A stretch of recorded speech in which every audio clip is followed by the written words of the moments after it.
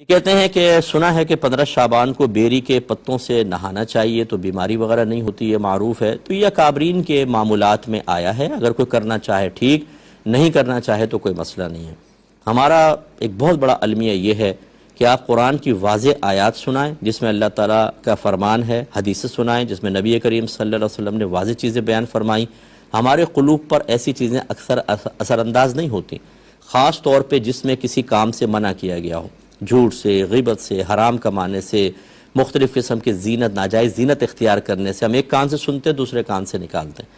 لیکن جہاں پر ہمیں کوئی بھی ایسی بات مل جائے جس میں دنیا کا فائدہ، تمہاری دعا قبول ہو جائے گی اور بالکل پولا پولا کام کر لیں، تمہارے ساری زندگی گناہ بخشے جائیں گے، تمہارے گھر میں برکتیں ہو جائیں گی، بچوں کے رشتے آنا شروع ہو جائیں گے، اچھی جاب مل جائے گی، وہ تو ہم فوراً اختیار کرتے ہیں۔ تو یہ ہمیں اپنی طبیعت کو بھی دیکھنا چاہیے کہ کیوں ہماری طبیعت ایسی ہو گئی کہ ایک عام آدمی کوئی بات لکھ دے تو ہمارا قلب اس کی طرف تیزی سے مائل ہوتا ہے، لیکن اللہ تبارک و تعالیٰ اس کے رسول کریم صلی اللہ علیہ وسلم کوئی بات بیان فرمائیں تو ہم بالکل بے پرواہی کے ساتھ معاملہ کرتے ہیں۔ اس کا مطلب ہے کہ ہمارے ایمان میں خرابی پیدا ہو گئی ہے، کمزوری پیدا ہو گئی ہے، خلل پیدا ہوا ہے، ہمارا تقوی متاثر ہو چکا ہے، اور یہ چیزیں باعث ہلاکت ہیں۔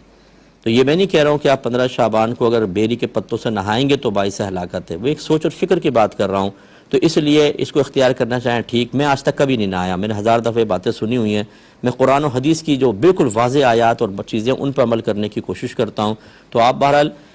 کرنا چاہیں ٹھیک، نہ کرنا چاہیں آپ عبادات کی طرف آئیں، بیری کے پتوں سے کوئی فرق نہیں پڑے گا، آپ نمازوں کی طرف آئیں، آپ اپنے گناہوں سے توبہ کی طرف آئیں، اس رات میں آپ قرآن پاک کی تلاوت کریں، اللہ کی طرف مائل ہوں، اپنی موت کو یاد کریں، تو یہ سب سے بیسٹ چیزیں ہوتی ہیں۔